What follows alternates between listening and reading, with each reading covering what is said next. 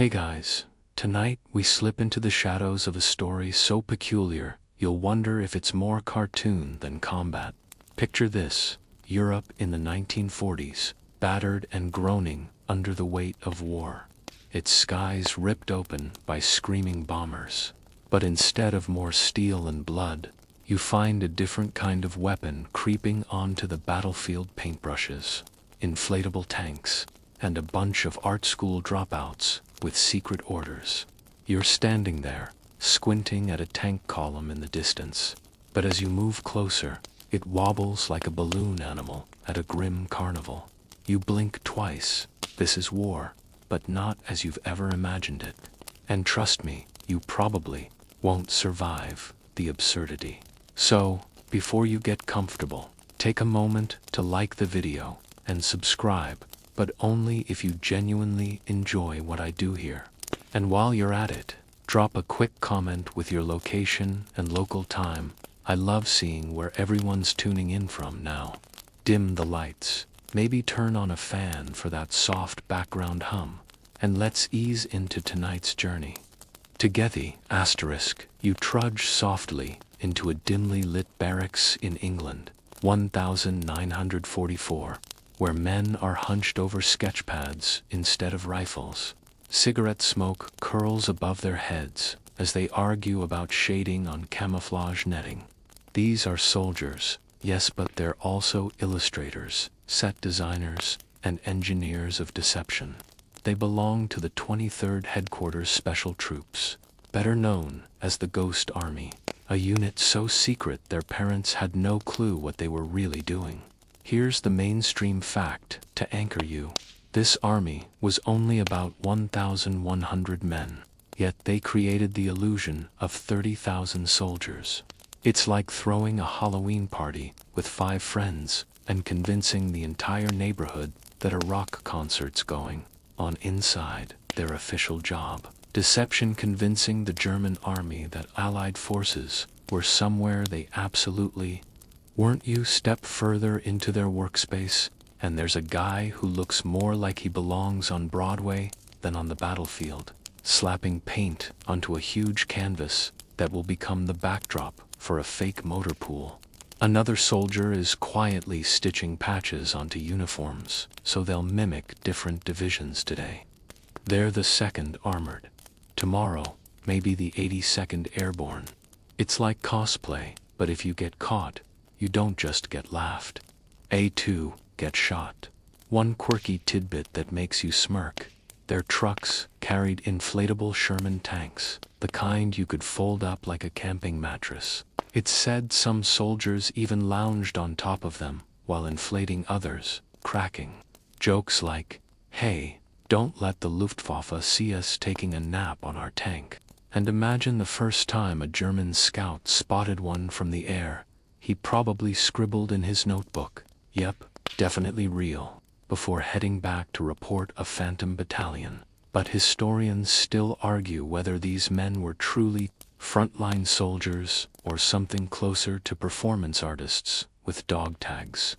Were they warriors or just the world's boldest improv troupe? They carried no heavy weapons, and their only armor was secrecy. Yet the consequences of their failure were terrifyingly real. If the Germans had ever caught on, the Ghost Army would have been wiped out in hours. You feel the weight of their strange courage as you trace your fingers along a pencil drawing of a tank silhouette. It's haunting in its simplicity and illusion that would lure German panzers to the wrong place. A fake that would save lives. There's a kind of gentle irony to it all. Art students, who once worried about gallery shows and critiques, now wield their creativity like a shield outside in the English twilight. You watch as a convoy of rubber jeeps is loaded onto flatbed trucks. They bounce slightly, almost comical, like toys waiting for a child's hands. Yet tomorrow, they'll be deployed near the French coast, part of a grand stage play designed to fool the enemy into moving divisions away from the actual landing sites. One soldier grins as he straps down an inflatable tank, saying, It's like Macy's Thanksgiving parade, but with Nazis. You laugh, then immediately feel a chill. This is war, after all. As you wander the camp, you catch snippets of secret conversations. "We'll set up the sound gear here," one says, pointing at a map. "Broadcast fake artillery rolling through the night. They'll think a whole division is coming." Another adds, "We need the radio guys to mimic the 4th Armored's chatter. Again, make sure the Germans intercept it." You realize they're orchestrating an entire opera of deceit, visuals, sounds, and radio statical, synchronized like a magician's trick. A moment of reflection hits you. This is the first real taste of psychological warfare you've seen. Up close. Not bullets, not bombs, just illusions. You can't help but wonder, does that make it more humane? Or somehow more chilling? After all, these soldiers aren't aiming to kill directly. They're aiming to manipulate fear, to bend perception until the enemy chooses the wrong move. You glance at a row of hand-painted insignias drying in the fading light, each one belonging to a unit that isn't even here. There's a strange beauty to it, a fragile power in something so temporary. Tomorrow, these men will pack up their brushes and their balloons, move 50 miles away, and become an entirely different army. And in the quiet of this moment, you realize something deeply unsettling. The ghost army exists in a liminal space between reality and fiction. They are soldiers who don't fight, artists who can't sign their work, heroes who can never tell their story. You lean back, feeling the surreal weight of it all, and let the shadows stretch toward the coming storm.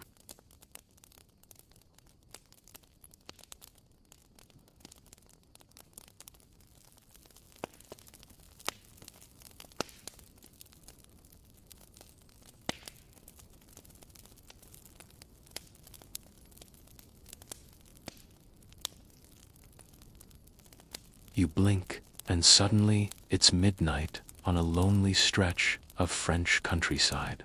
The air smells faintly of wet soil and cordite, and in the distance, something enormous looms, a tank battalion creeping toward a village. Except, when you squint, you notice the tanks seem to sway slightly in the breeze. One even dips like a drunken sailor. You step closer, your boots sinking into the soft earth, and realize the impossible truth. They're inflatable. Rubber. Shells stitched into the shape of armored beasts, filled with nothing but air. A soldier, his helmet tilted back at a lazy angle, is pumping one up with what looks suspiciously like a bicycle pump. He catches your stare and grins, whispering, "Don't laugh. This thing will scare the pants off a Luftwaffe pilot." You can't help but chuckle softly, because it's truth. This strange ballet of fake armor is about to fool German reconnaissance. Planes circling high above. Here's the mainstream fact anchoring you. These tanks were made from layers of rubberized fabric and weighed only about 93 pounds, light enough for 4 men to carry. Or, in some cases, one guy to drag while humming a tune. They could inflate a Sherman in about 20 minutes. Once deployed, from a few hundred yards away or through the lens of an aerial camera, they looked terrifyingly authentic. Entire German units were repositioned based on these wobbly shadows. But here's the quirky detail that makes this whole scene even more absurd.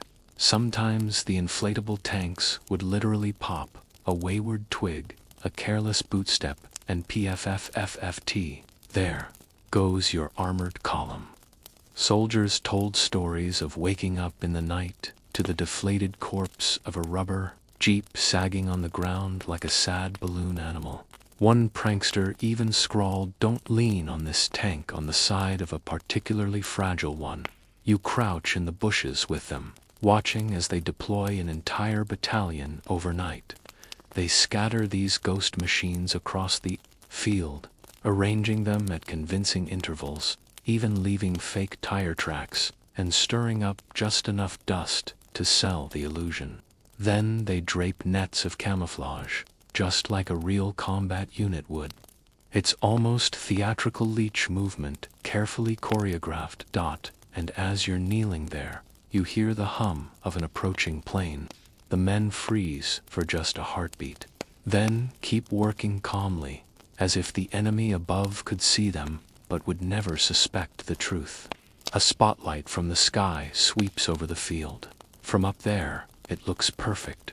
Dozens of tanks, glinting in the moonlight, ready for battle. The German scout will take his photos, fly home, and report an entire armored division. Yet, historians still argue whether the Germans truly believed these illusions, or if they simply played it safe, unwilling to risk assuming they were fake.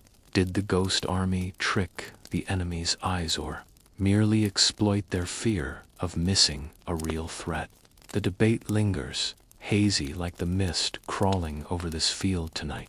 One soldier nudges you and whispers, "It's all about the angle. You make it look real long enough for them to panic. That's all we need." You realize the Ghost Army wasn't about creating perfect replicas, was about controlling time, making the Germans hesitate just long enough for real troops to move in elsewhere. You walk among the inflated giants, running your fingers along the cool, rubbery surface of one. Up close, it feels cheap, almost like a party prop, but in the dark, with the right shadows, it's a weapon of confusion. A silent tank made of air, yet powerful enough to redirect steel and flesh. There's a lull in the action, and the men gather by a truck, sipping coffee from tin mugs. Someone jokes about tying an inflatable tank to a soldier's belt and letting it float into the sky like a war balloon. Another guy hums a tune from a swing band back home, the melody weirdly cheerful amid the tension. You sense how much these soldiers rely on humorists, the only thing keeping the absurdity from crushing them. Then, as the night deepens, you see the finishing touches. Soldiers sprinkle fake tracks, leading into the woods, even laying down empty crates to suggest supply drops. A few men hang laundry on lines nearby uniforms from a unit that doesn't exist. They know German spies might snap photos from miles away, analyzing every detail. It's like stage dressing for the deadliest play in the world. And when they're done, they disappear silently, melting into the darkness. By sunrise, this field will seem alive with armor and activity. German intelligence will scramble to respond, moving troops and resources to counter a phantom threat. And all the while, real Allied units will slip past elsewhere, unseen. But as you leave the field, you catch a soldier kneeling beside a tank, pressing his palm against its thin surface, as if making sure it's real enough to do its job. He sighs quietly and mutters, "All this for an illusion." There's something both sad and strangely noble in that moment. These men risked their lives, not with guns, but with rubber and rope. You step back into the shadows, the faint hiss of another tank inflating in the distance. You can't help but think about the fragility of it all. One sharp-edged German scout, one deflated tank at the wrong time, and the entire ruse would unravel like a cheap magic trick. Yet somehow, time and again, it worked. As dawn starts to stain the sky pale blue, you glance over the field of fake armor and feel a shiver of awe. They're just hollow shells, but they carry the weight of lives saved. Real soldiers who never had to bleed here because of these phantoms. The Ghost Army moves on, leaving only footprints and whispers behind.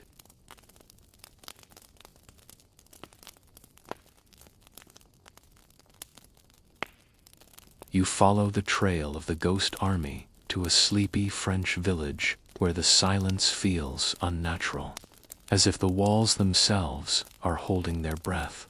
Then, like a ghost stirring in the rafters, a deep rumble fills the air.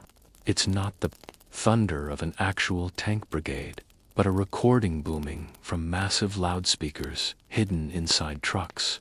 The sound rolls across the fields, echoing off barns and stone houses, building into a symphony of imaginary warfare. You crouch next to one of the men, fiddling with a reel-to-reel recorder. He adjusts a knob, and suddenly you hear the metallic clank of armored treads. Another turn of the dial, and now it's the rattle of soldiers unloading crates, voices shouting commands. He layers more, the low hum of engines idling, the occasional crack of a rifle, even the sound of boots squishing through mud. If you close your eyes, you'd swear an entire army was setting up camp just beyond the village square. Here's the mainstream fact grounding you. The Ghost Army used powerful sound equipment called the Sonic Deception Unit. They had recordings of tanks, trucks, construction crews, even fake bridge-building operations. These sounds were broadcast over several miles, making German scouts believe hundreds or thousands of troops were massing nearby. It was all pre-recorded, carefully engineered at Fort Knox before deployment. But here's the quirky tidbit that makes you smirk in disbelief. Sometimes the soldiers had to improvise their own sound effects. One guy would rattle pots and pans for the noise of a field kitchen. Another might slam boots on a wooden plank to mimic marching. Rumor has it, one clever prankster even recorded himself belching into a tin can, slowing it down to sound like distant artillery fire.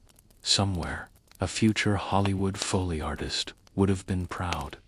You glance at the huge speakers mounted on the back of a deuce-and-a-half truck. They look like something from a rock concert, yet here they're weapons. As darkness settles in, the soldiers position the truck at the edge of the woods, pointing the speakers toward the German lines. Then they hit play. The effect is eerie. Imagine you're a German sentry peering into the darkness.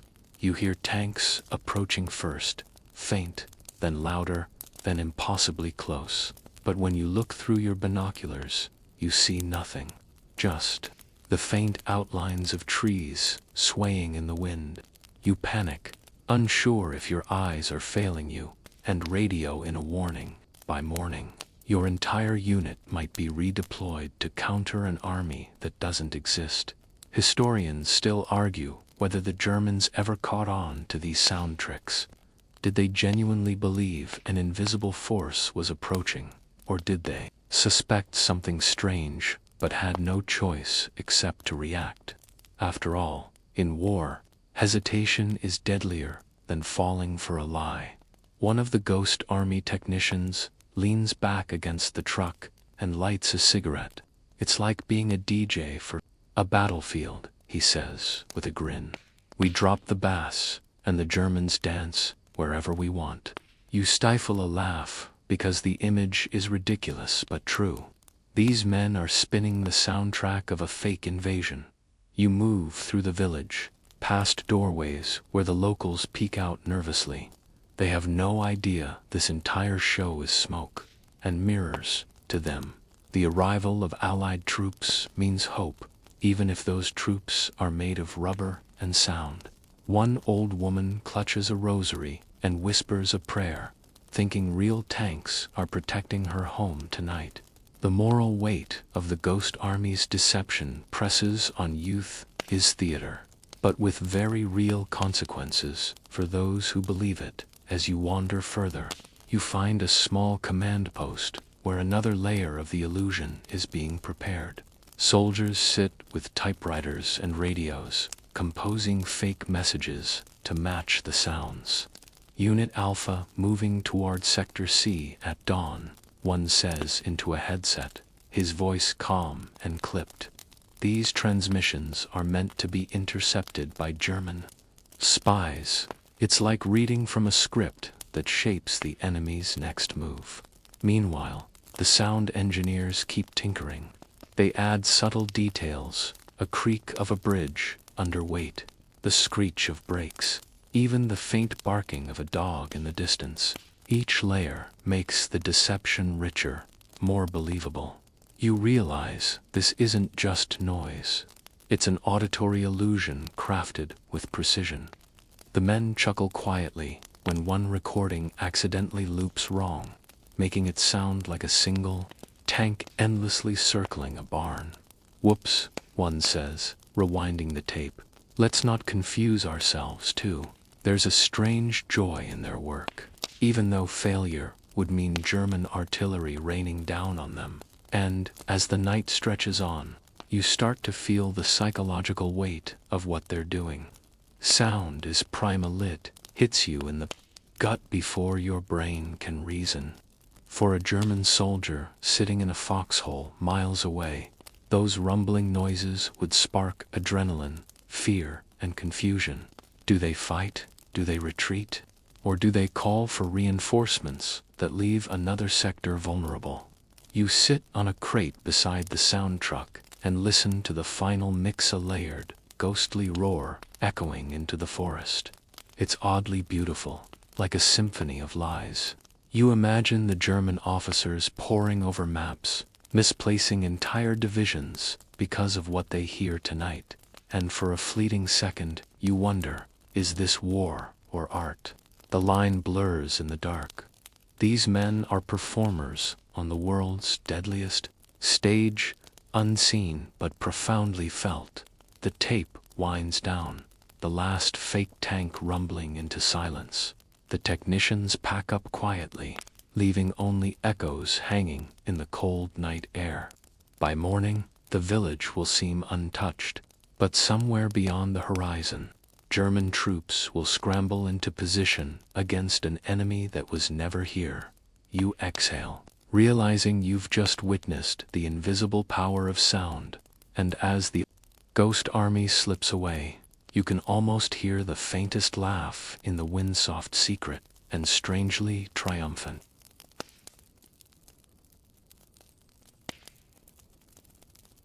You wake to the muted clatter of sewing machines. Yes, sewing machines. Not what you'd expect in a war zone, but here, under the ghost army's quiet canopy of secrecy, fabric is just as potent as firepower. You step inside a dimly lit tent, where soldiers hunch over bolts of cloth, carefully stitching patches onto uniforms. Their fingers move fast, as if they've done this 1,000 times before. Yet the stakes couldn't be higher. One misplaced stitch, one inaccurate insignia, and the whole deception might unravel like a loose thread. This is where the ghost army becomes tailors of war. They create the illusion of entire divisions by changing their identities overnight. Today, they're the 9th Armored Division. Tomorrow, they'll become the 2nd Infantry, and the day after that, who knows? It's like a traveling theater troupe, swapping costumes for the next act of the grand performance. Here's the mainstream fact. The ghost army carried boxes full of divisional patches, vehicle stencils, even fake headquarters signage. They would drive into towns wearing the insignia of whatever unit they were pretending to be, casually chatting with locals so the information would leak back to German informants. Sometimes, they'd even stage little coincidental conversations in cafes, ensuring someone overheard. "Yeah, we're moving the 4th Armored up toward Metz." Subtle, simple, but devastatingly effective. But here's the quirky tidbit you can't help but grin at. Soldiers sometimes borrowed clothes from French villagers, berets, scarves, even aprons, to play roles more convincingly. One soldier allegedly dressed as a military police officer and gave directions to unsuspecting Allied units just to sell the illusion. Imagine showing up for combat only to realize you've been rerouted by a guy with a fake badge and a smirk. You lean against a post and watch as they paint giant wooden signs with cryptic unit numbers. A private hums a little jazz tune as he carefully crafts the perfect stencil for a fake vehicle marking. Around him, others are busy creating detailed paperwork, bogus movement orders, falsified supply manifests.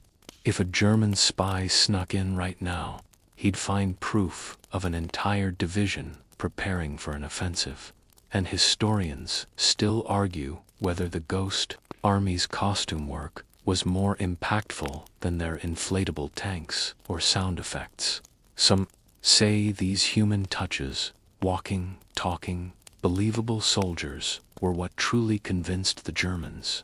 Others insist it was just one layer in a carefully woven tapestry of lies. Either way, the effect was disorienting. One day, a German scout would see evidence of the 5th Armored in one sector, and the next, they'd hear rumors of the same unit 50 miles away. Later, you follow a small team into a nearby village. They scatter around the square, hanging out casually, like they belong there. One soldier sits on a bench, polishing his boots, while wearing the insignia of the 6th Armored. Another loudly complains at the market about how hard it'll be to move all our tanks up the ridge. It's low-tech spycraft, at its finest, creating breadcrumbs for enemy intelligence. There's humor in the absurdity. As you stroll through the scene, you overhear a private teasing his buddy. "You look ridiculous in that major's cap. Are you sure it's not too big?" The major rolls his eyes and replies, "Just act like you belong, and they'll believe it. Besides, I could have been on Broadway with this face." You laugh softly because it feels more like a costume rehearsal than a covert operation, but beneath the jokes, there's tension. If any of them are caught impersonating higher ranks, the Germans won't hesitate. The Geneva Convention isn't kind to tricksters. You see a flicker of unease in their eyes as they pass a group of curious villagers, hoping no one looks too closely at their hastily sewn patches.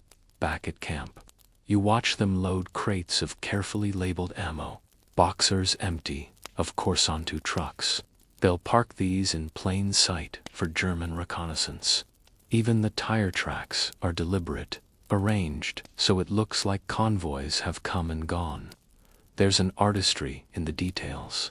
Fake latrine pits, makeshift kitchens, even strategically placed laundry lines. Each element sells the story. Then you see something even more surreal. In a corner of the field, a soldier is practicing walking like a general. He adjusts his posture, straightens his shoulders, and paces with a commanding air. Another soldier mimics the role of an aide, handing him fake dispatches. For a few minutes, you believe it too until they both burst out laughing, breaking character. It's like watching kids play make-believe, except the stakes are life and death. You can't help but think how strange it must feel, living multiple lives in one war. One week, you're a private in the 4th Armored. The next, you're Major so-and-so, giving orders. Your identity is as fluid as the mission requires. It's disorienting just to watch. At night, you return to the sewing tent. The machines hum like bees in the quiet darkness. Soldiers swap out yesterday's patches for today's. The fabric scraps on the floor look like confetti from a party no one's allowed to remember. You realize this part of the Ghost Army's work is the most intimate, touching, tactile, painstakingly human. These are not just costumes, they're masks designed to save lives.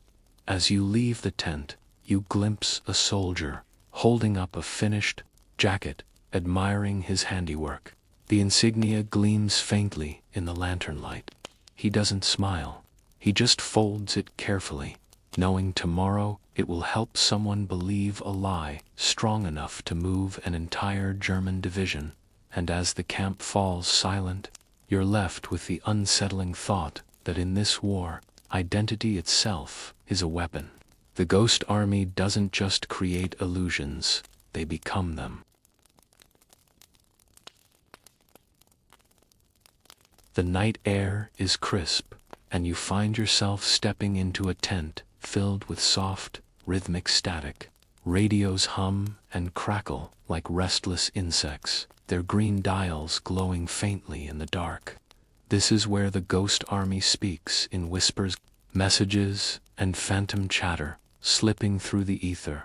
A soldier sits hunched over a transmitter, tapping out Morse code with the calm precision of a pianist. Every dot and dash carries the weight of an entire fake division.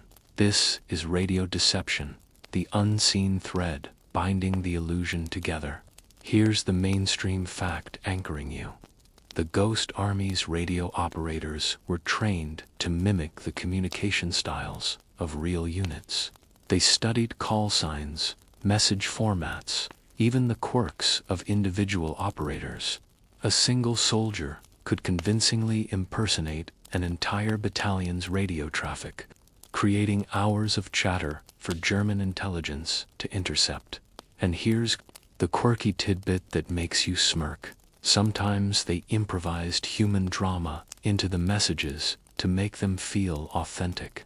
Things like, "Send more coffee to HQ," or "Private Johnson lost his rifle again." One operator even transmitted a fake complaint about his non-existent girlfriend back home, just so it sounded like a bored soldier killing time on the airwaves. You can't help but laugh quietly at the thought of German codebreakers scratching their heads, wondering why the Allies seemed obsessed with coffee. You lean closer and watch as another soldier scribbles fake radio logs, filling pages with messages about troop movements, supply convoys, and reconnaissance patrols that will never actually happen. He pauses occasionally to sip lukewarm coffee, then casually flips a switch to broadcast again. To an unsuspecting German listener, it sounds like a whole network of units coordinating across miles. Historians still argue whether the German high command truly believed these transmissions, or if they simply added to the fog of war, making it impossible to distinguish real from fake.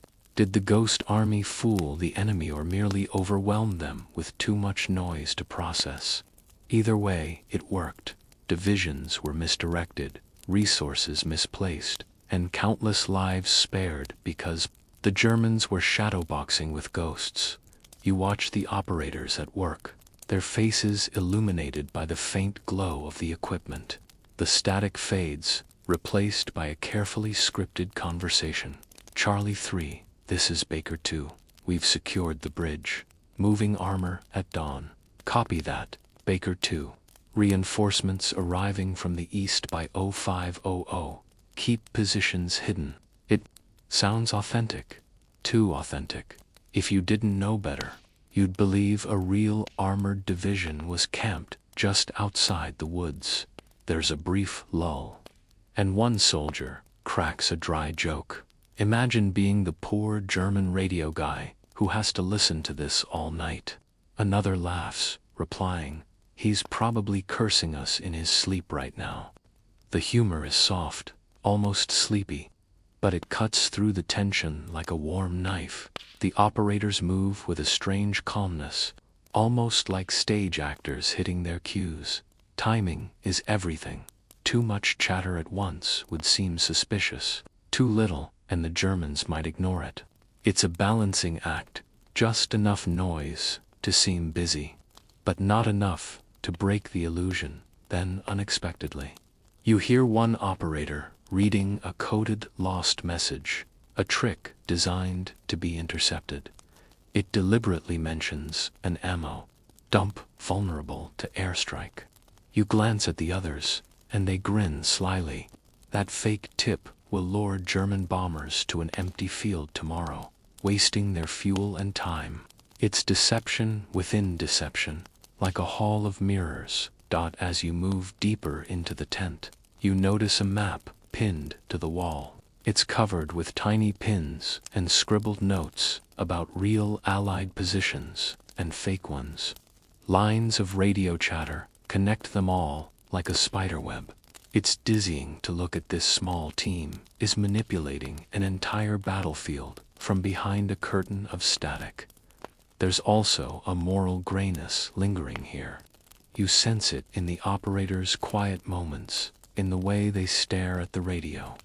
After a successful broadcast, they know the lies they're spinning will lead to real consequences. Germans redeploying, towns evacuated, sometimes civilians caught in the middle. It's a heavy burden, even if it saves Allied lives in the long run. A flicker of tension crosses the room when one operator picks up an unexpected German transmission. He listens carefully, brow furrowed. They're suspicious, he whispers. They're saying our signals don't match known patterns.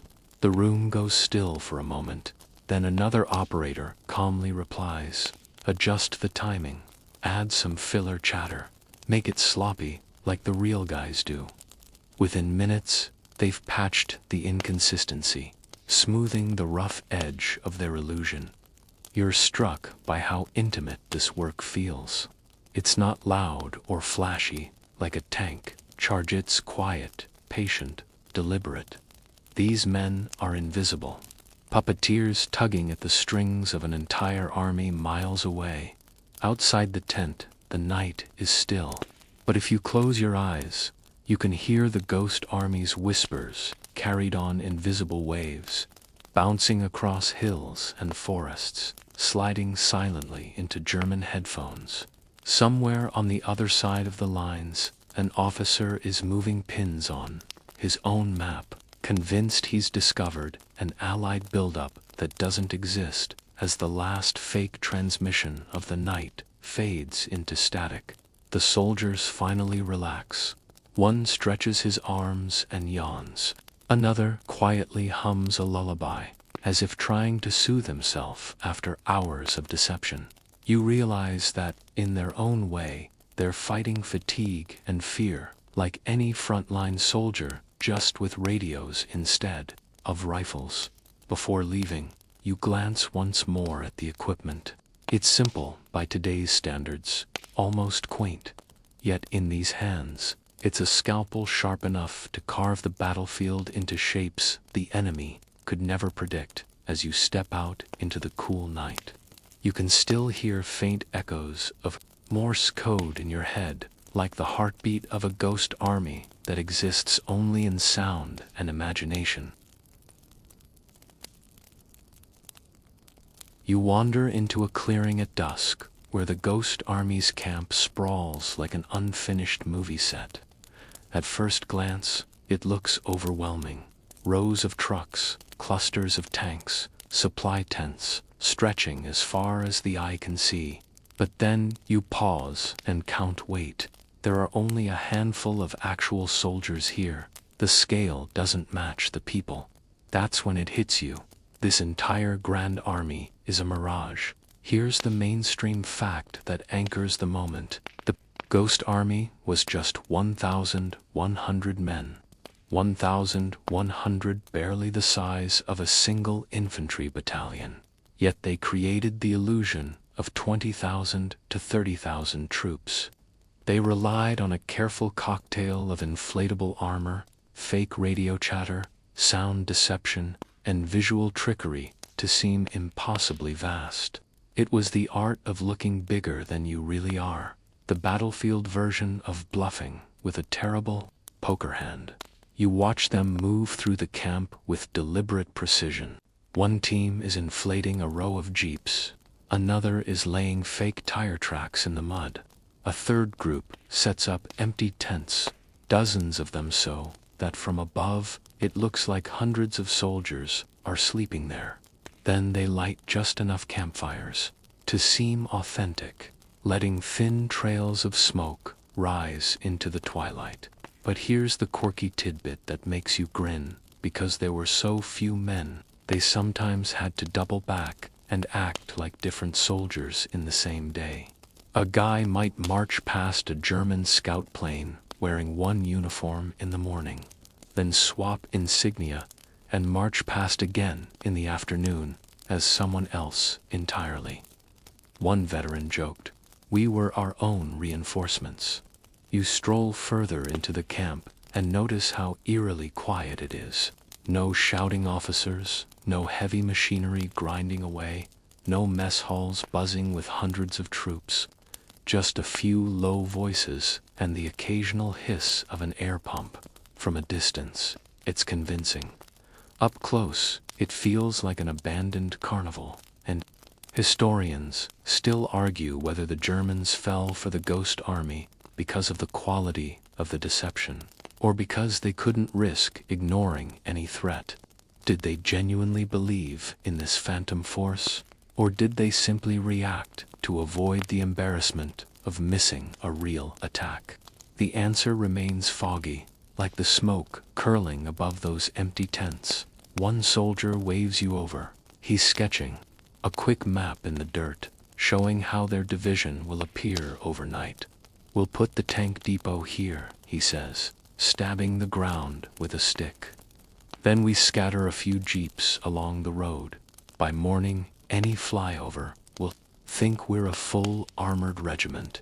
You nod, realizing the genius isn't in creating perfect fakes, it's in creating just enough of a story for the Germans to fill in the rest. Nearby, you watch two men rigging up a line of laundry with shirts and pants.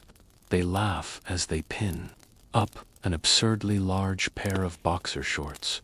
Let's give the scouts a little personality, one says. It's ridiculous, but it works. Little human touches like laundry, parked jeeps, and random footprints made the camp seem alive, even when it was mostly empty. There's a moment where you stand on a small hill overlooking the whole operation. The scale is almost poetic. 100 men can make themselves look like 1,000. 1,000 can seem like an entire army. It's like a living magic trick performed under the noses of the enemy. But beneath the humor, there's tension you can feel in your gut. If the Germans ever pushed past the illusion, if they sent scouts closer than the Ghost Army could manage, it would all collapse in seconds. One wrong move, one overzealous patrol, and the tiny number of real soldiers here would be hopelessly outnumbered. As night falls, the deception deepens. Soldiers light just enough lanterns to mimic the glow of a full encampment. They stage random activity, a truck idling here, a fake fuel depot there. The goal isn't perfection, it's chaos. The Germans should think something's happening here and divert resources to respond. That hesitation, that miscalculation, saves real Allied troops somewhere else. A soft conversation drifts toward you from a group sitting by a fake ammo dump. Sometimes I wonder, one says quietly, if anyone will ever know what we did out here. We're making an army out of air. Another shrugs. If they don't know, it means we did our job right. There's a strange pride in their voices, even though they know their work is invisible. No medals, no grand parades, just quiet victories in the margins of history. And as you stand there, the absurdity starts to feel strangely profound. These men are reshaping the battlefield with almost nothing, no massive firepower, no massive manpower, just cleverness, nerve, and a willingness to look ridiculous in the service of something larger. You catch one last scene before you leave the hill, for soldiers struggling to carry a deflated tank like a giant piece of luggage. They laugh and nearly drop it when a gust of wind catches the rubber, making it flap like a monstrous kite. Careful, one shouts. Don't let the enemy see their armor flying away. It's equal parts comedy and danger, like everything in the Ghost Army's world. As you walk back into the shadows, you can't shake the thought that this handful of men somehow managed to stretch themselves into the shape of a giant. They were the embodiment of the war's strangest paradox, winning not by killing more, but by tricking better.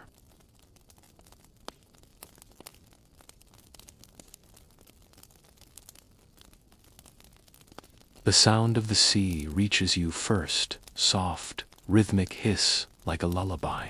Then the smell of salt hits your nose, mingling with the faint stench of diesel. You're standing on the edge of Normandy, just days after D-Day, and the beaches are littered with the aftermath of one of history's bloodiest invasions.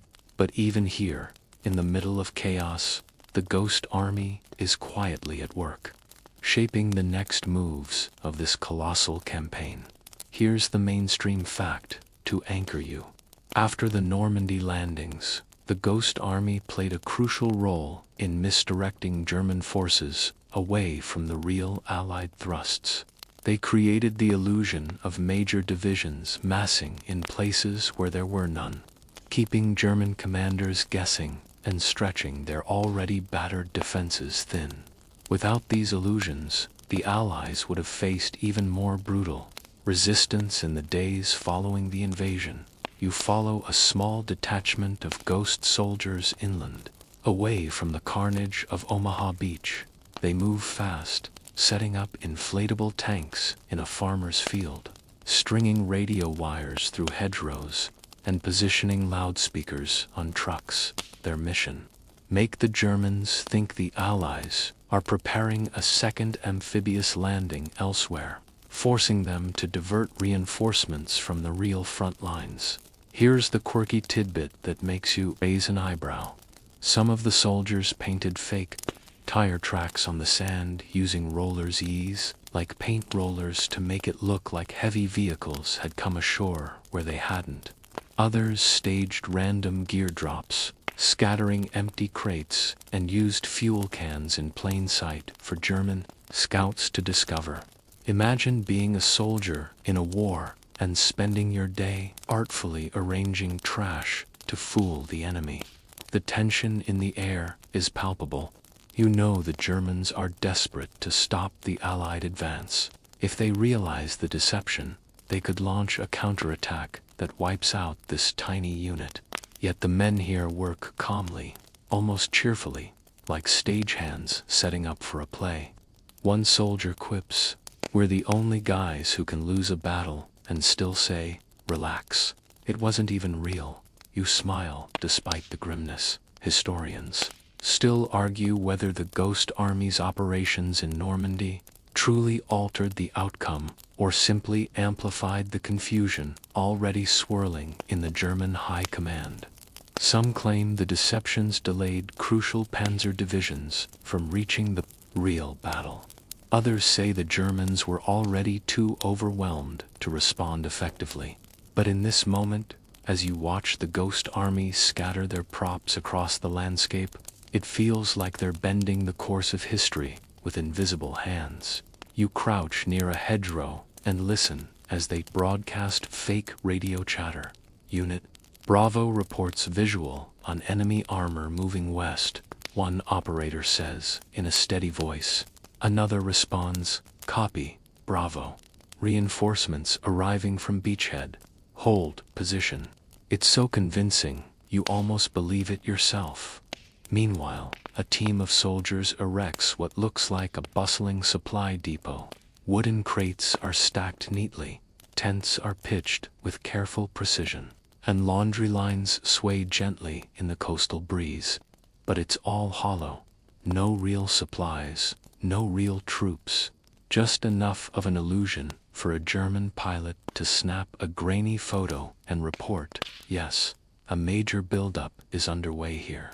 The locals watch curiously. To them, these men are heroes, even if their work seems strange. An old fisherman offers them bread and wine, muttering blessings under his breath. They accept politely, knowing they can't explain that their division is mostly rubber and noise.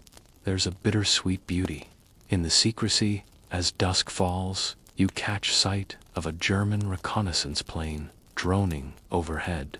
The Ghost Army freezes for a moment, then keeps moving as if nothing's wrong. From the air, it looks perfect. Tanks parked in neat rows, soldiers milling about, the glow of cook fires in the fading light. The plane circles once, twice, then disappears into the clouds. You exhale slowly, realizing you just watched a fake army pass for the real thing.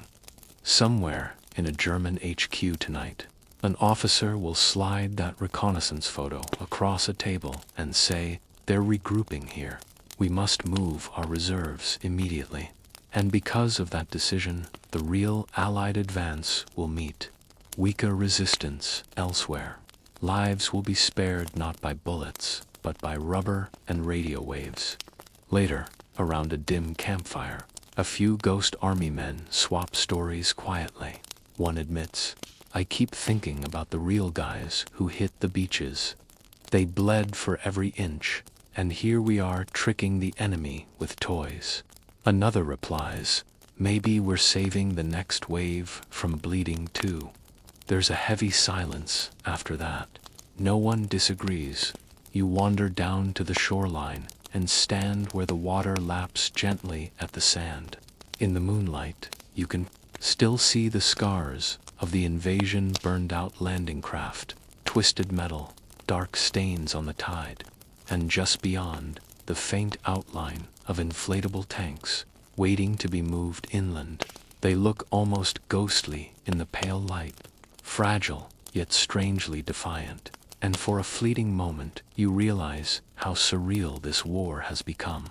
Men are dying in one field, while a few miles away, another group is fighting with illusions. Both are necessary. Both are real in their own way.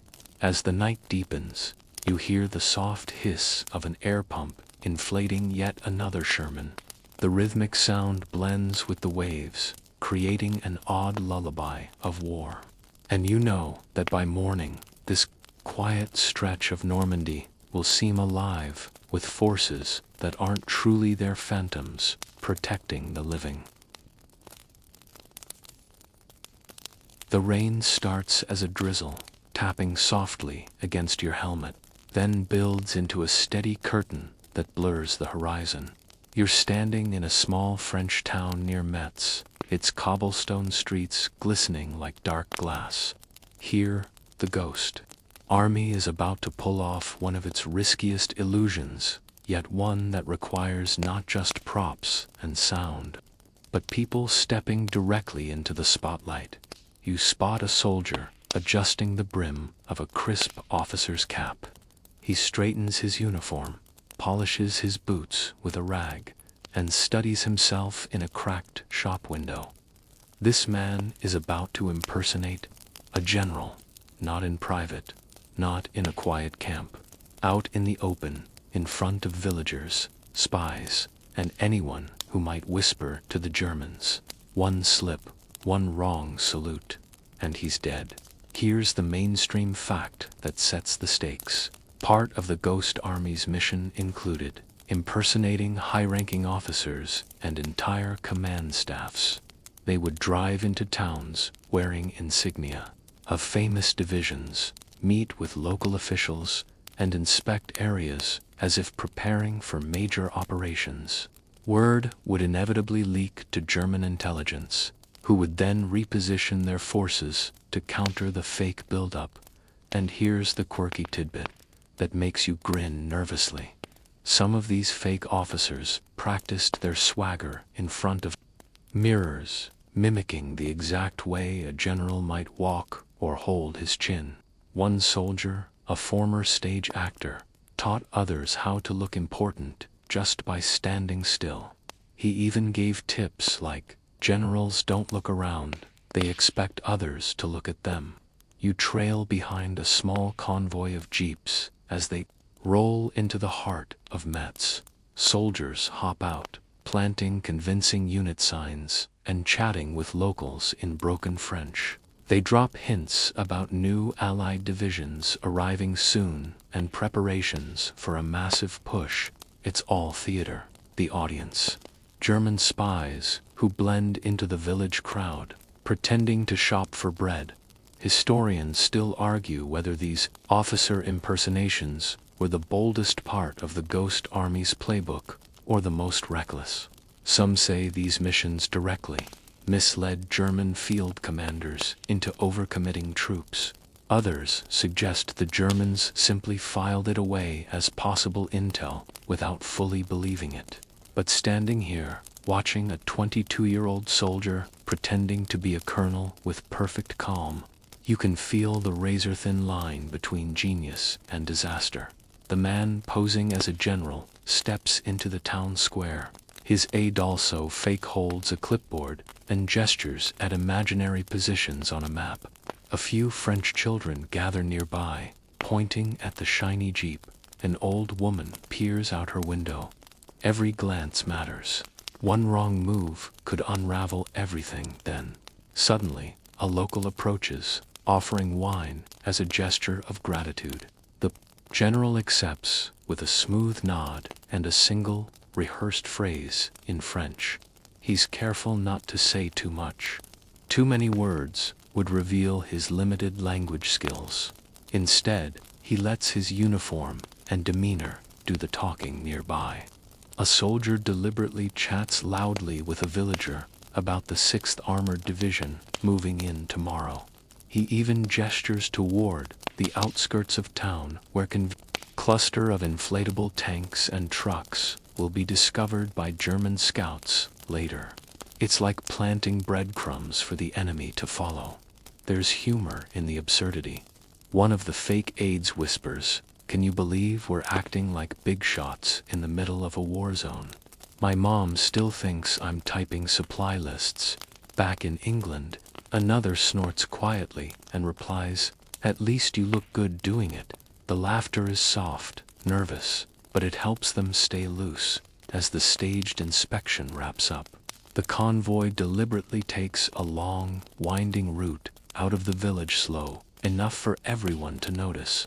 The idea is simple. Make sure spies have time to report what they've seen. By tomorrow, German intelligence will believe an entire Allied command staff visited Metz, meaning something big must be planned here. But the danger never fully fades. On the road out, the jeep carrying the general stalls briefly. A German patrol could easily appear at any moment. For a tense few seconds, everyone holds their breath. Then the engine roars back to life, and the convoy rolls on, disappearing into the misty countryside like a phantom parade. Back at their hidden camp, the soldiers peel off the borrowed uniforms. The crisp officer's cap becomes just another prop. One man exhales deeply and mutters, "That was too close. One wrong word, and I'd be hanging from a lamppost right now." No one disagrees. You sit with them as they debrief, mapping out how the Germans might respond. The hope is that the enemy will divert forces to Metz, leaving another sector weaker. But no one here will ever know for sure. Their work is like tossing a pebble into a dark pond. You hear the splash but can't see where the ripples end. Later, as night falls, you wander through the quiet camp. A lantern flickers beside a stack of fake officer insignia. They look so convincing in the dim light, yet you know they're just cloth and thread. The power isn't in the materials, it's in the nerve of the men who wear them. You pause too. Watch one soldier practicing again in the shadows, straightening his shoulders and giving a mock salute to an imaginary subordinate. It's part rehearsal, part survival instinct. He knows tomorrow he might have to play the part again, somewhere even riskier. And as you leave, you can't shake the feeling that this was perhaps the bravest trick of all. It's one thing to hide behind inflatable tanks or sound recordings. It's another to walk directly into the enemy's gaze, dressed as someone far more powerful than you really are. In Metz, the Ghost Army didn't just create illusions, they became them, breathing life into the lie so fully that even they almost believed it.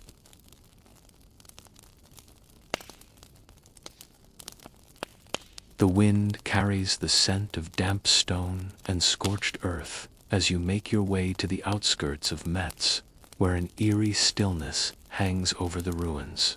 This is where the Ghost Army's Grand Bluff reaches its peak. The real Allied forces need time to regroup, and the Germans are closing in. So, with a fraction of the manpower, the Ghost Army must convince an entire enemy army that they're about to face a massive Allied assault. Here's the mainstream fact anchoring you. At Metz in late 1944, the Ghost Army staged one of its most elaborate operations, making it seem like the U.S. 6th Armored Division was preparing to attack. They positioned hundreds of inflatable tanks, blasted hours of recorded vehicle and artillery sounds, and created layers of fake radio chatter. The Germans responded by redeploying their forces, buying critical time for the real troops to move. Elsewhere, you arrive at a muddy field where soldiers are working feverishly. Inflatable Shermans are being arranged in precise rows. Engineers are laying fake tank tracks with wooden molds to mimic the weight of armored columns. Trucks with loudspeakers sit camouflaged under netting, ready to roar with the sounds of engines, shovels, and shouted orders.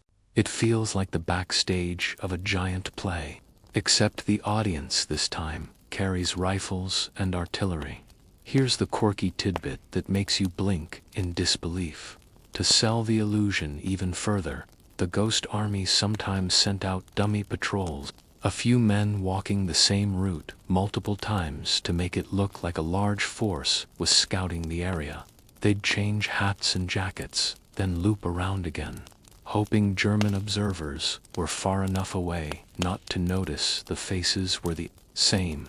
One soldier joked, "We're probably the only army that needs a wardrobe change every 15 minutes. As you watch, a team finishes inflating the last of the tanks. From a distance, the scene is stunningly convincing. A German reconnaissance plane could snap a photo and report, "Yes, an armored division is massing outside Metz." Up close, though, the tanks quiver slightly in the cold breeze. A private gently presses on one, and it bows inward with a soft, rubbery groan. Historians still argue about the full impact of the Metz deception. Some claim it stalled a German counteroffensive that could have cost thousands of lives. Others believe it merely distracted the enemy for a few days. But in this moment, you can feel the stakes if the Germans realize the truth too soon.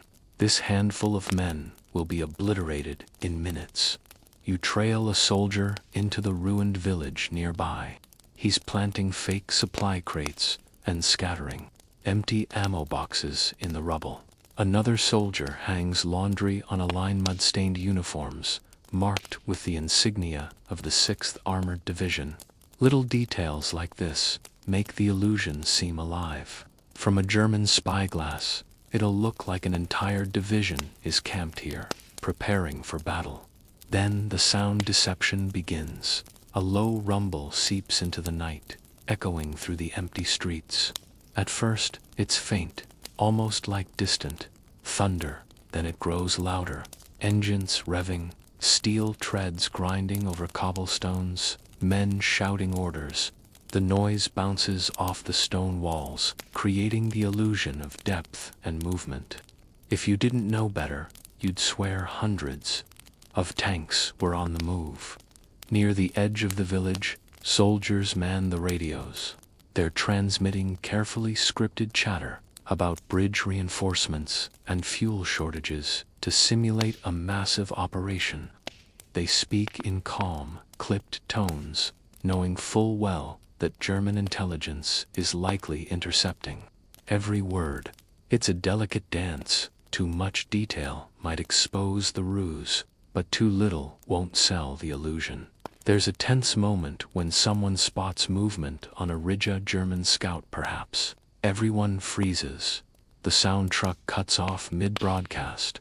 The inflatable tanks sway quietly in the wind. Then, after a long, breathless pause, the movement disappears. The men exhale in unison and slowly resume their work. You realize how fragile this entire operation is. One wrong glimpse, one misstep, and the bluff collapses. As the night drags on, the ghost army keeps layering the deception. They rotate vehicles around to leave fresh tracks. They shift laundry lines and move fake crates so it looks like a camp bustling with activity. It's like resetting a stage between acts of a play no one is supposed to know is fake. You wander into a half-collapsed barn where a few soldiers are resting. One of them, barely in his 20s, pulls out a sketchbook and begins drawing the scene outside the fake tanks, the ruined town, the flicker of lanterns in the rain. He glances up at you and shrugs. Might as well remember it. Nobody else will. His voice carries a quiet mix of pride and melancholy. Later, just before dawn, a German reconnaissance plane finally buzzes overhead. The ghost army doesn't flinch. They keep moving naturally, waving, acting like soldiers too busy to care. The pilot circles, taking his photos. From his altitude, it all looks real. The tanks, the supply lines, the command posts. He flies back toward German lines, satisfied. You know what will happen next. Those photos will land on a German commander's desk, and within hours, orders will go out to shift troops toward Metz. They'll believe an Allied push is imminent. Meanwhile, the real attack will take place miles away, striking a weakened line dot back in the barn. The sketching soldier finishes his drawing. He stares at it for a moment, then tears the page out and folds it carefully. Someday, he murmurs, maybe someone will believe this was real. He tucks it into his pocket like a secret, and as the first pale light of morning creeps over Metz, you take one last look at the phantom army. It's all there, the tanks, the tracks, the smoke from campfires, yet none of it is real. Still, it's enough to move an entire enemy force like pieces on a chessboard. The ghost army slips away quietly, leaving behind nothing but rubber, rope, and the echo of fake engines. But in the German war room, the illusion will live on for days, maybe weeks long. Enough for the real battle to unfold elsewhere. You move deeper into the war's strange theater, into a damp forest clearing where the ghost army is preparing a different kind of strike, not with bullets, but with nerves. The air is thick with tension and the smell of pine. This is psychological warfare at its purest. No grand explosions, no direct combat, just a carefully crafted performance meant to make the enemy doubt their own senses. Here's the mainstream fact anchoring this moment. The ghost army specialized in tactical deception. Operations which weren't just about fooling German scouts, they were about breaking the enemy's confidence. By creating the impression that Allied forces were everywhere and nowhere at once, they forced German commanders into a constant state of paranoia. Troops would be sent racing to defend fake positions, leaving real sectors dangerously exposed. Tonight, the soldiers are setting up what looks like an entire logistics hub. Inflatable trucks are scattered between the trees. Fake fuel drums are stacked neatly beside camouflaged tents. A few men are busy painting quick, sloppy signs pointing toward ammo depots that don't exist. Overhead, nets are draped carefully to create the illusion of hidden movement visible only to aerial reconnaissance. And here's the quirky tidbit that makes you smirk. Some ghost army soldiers left phony mess kits and cigarette butts lying around, enough to make it seem like hundreds of men had passed through. They even played recordings of casual camp chattermen laughing, metal clanking, a cook shouting about burned rations, broadcasted at low volume to drift into the German lines. At night, imagine an enemy patrol creeping close in the darkness, hearing those faint, normal sounds of life and thinking, oh no, they're right there. You settle into the shadows and listen as the deception unfolds. To hum, spilling out the noise of trucks grinding through mud. It's subtle, just enough to suggest movement in the woods. Meanwhile, the radio team transmits a scripted conversation about supply convoys arriving at dawn. Every word is designed to be intercepted. Historians still argue whether these psychological operations were truly decisive or just a clever sideshow. Did they actually alter German strategy? Did they simply add another layer of confusion to an already chaotic battlefield? Either way, the effect was real. German forces often hesitated, redeployed, or overreacted, giving the Allies precious breathing room. As you crouch behind a tree, you see two soldiers quietly setting up decoy campfires. They light them, let them burn for a while, then snuff them out and move the ashes to another spot, as if troops are constantly rotating in and out. It's a strange ritual, like tending to ghosts. One of the soldiers whispers, if they think we're everywhere, they'll end up nowhere. The German response is almost immediate. In the distance, you hear the low rumble of enemy artillery repositioning, as if they're bracing for an attack that will never come. Arc into the sky, casting brief, eerie light through the forest. The Ghost Army soldiers freeze for a moment, then resume their quiet work. They're not here to fight, they're here to make the enemy fight themselves. Later, by a small lantern you watch as a soldier writes fake unit reports. His pen scratches deliberately across the paper. Division strength, 12,000 armored. Vehicles, 150. Prepared for offensive on Sector D within 48 hours. These reports will be accidentally left where German patrols can find them. A little piece of theater left in plain sight. You can almost feel the Germans growing unease in the darkness. By now, they've seen too many false build-ups, too many conflicting clues. The lines between real and fake blur until every shadow might hide an army. The Ghost Army feeds that uncertainty like oxygen to a flame. There's humor in the absurdity. As always, a soldier lounging by a fake fuel dump mutters, "I signed up for the army, but I think I joined a circus instead."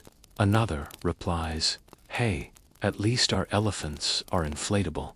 The laugh is soft, careful, but it cuts the tension for a moment.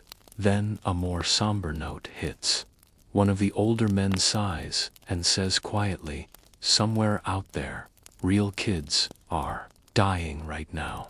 If we can keep even a handful alive by playing this game, it's worth it."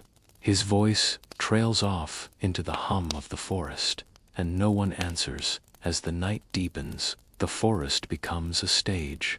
Every sound, every flicker of light, every faint radio crackle is intentional. The Germans will report hearing troops in the trees. They'll see the glow of distant fires. They'll read captured papers warning of an imminent offensive, and they'll move, pulling back here, reinforcing their never realizing they're chasing phantoms. You climb a small ridge to get a better view. From above, the clearing looks alive. Campfires smolder. Trucks seem parked in neat rows. Soldiers move purposefully between tents, but you know it's all fragile. One close-up inspection would reveal the truth in an instant. The entire operation hangs on distance, on the enemy's fear of what might be real. When dawn finally breaks, the Ghost Army packs up quickly. They deflate tanks, gather props, erase tracks, and vanish like smoke. By midday, there's almost no trace they were ever. They're just a few flattened patches of grass and some carefully planted clues left for the Germans to find. And somewhere behind enemy lines, commanders will be staring at reports of Allied divisions massing in this forest. They'll order reinforcements, waste fuel, and lose time. Meanwhile, the real Allied attack will unfold elsewhere, with fewer guns waiting to meet it. before you leave the forest. You catch one last glimpse of a soldier quietly erasing footprints with a branch. He moves slowly, meticulously, until the ground looks untouched. Then he steps back, looks at his work, and simply nods. You realize this is the essence of the Ghost Army, creating something powerful enough to be believed, then leaving nothing behind but doubt. You move deeper into the war's strange theater, into a damp forest clearing where the Ghost Army is preparing a different kind of strike, not with bullets, but with nerves. The air is thick with tension and the smell of pine. This is psychological warfare at its purest. No grand explosions, no direct combat, just a carefully crafted performance meant to make the enemy doubt their own senses. Here's the mainstream fact anchoring this moment. The Ghost Army specialized in tactical deception. Operations, which weren't just about fooling German scouts, they were about breaking the enemy's confidence. By creating the impression that Allied forces were everywhere and nowhere at once, they forced German commanders into a constant state of paranoia. Troops would be sent racing to defend fake positions, leaving real sectors dangerously exposed. Tonight, the soldiers are setting up what looks like an entire logistics hub. Inflatable trucks are scattered between the trees. Fake fuel drums are stacked neatly beside camouflaged tents. A few men are busy painting quick, sloppy signs pointing toward ammo depots that don't exist. Overhead, nets are draped carefully to create the illusion of hidden movement visible only to aerial reconnaissance. And here's the quirky tidbit that makes you smirk. Some Ghost Army soldiers left phony mess kits and cigarette butts lying around, just enough to make it seem like hundreds of men had passed through. They even played recordings of casual camp chatter, men laughing, metal clanking, a cook shouting about burned rations broadcasted at low volume to drift into the German lines. At night, imagine an enemy patrol creeping close in the darkness, hearing those faint, normal sounds of life, and thinking, oh no, they're right there. You settle into the shadows and listen as the deception unfolds. Loudspeakers hidden in the trees begin to hum, spilling out the noise of trucks grinding through mud. It's subtle, just enough to suggest movement in the woods. Meanwhile, the radio team transmits a scripted conversation about supply convoys arriving at dawn. Every word is designed to be intercepted.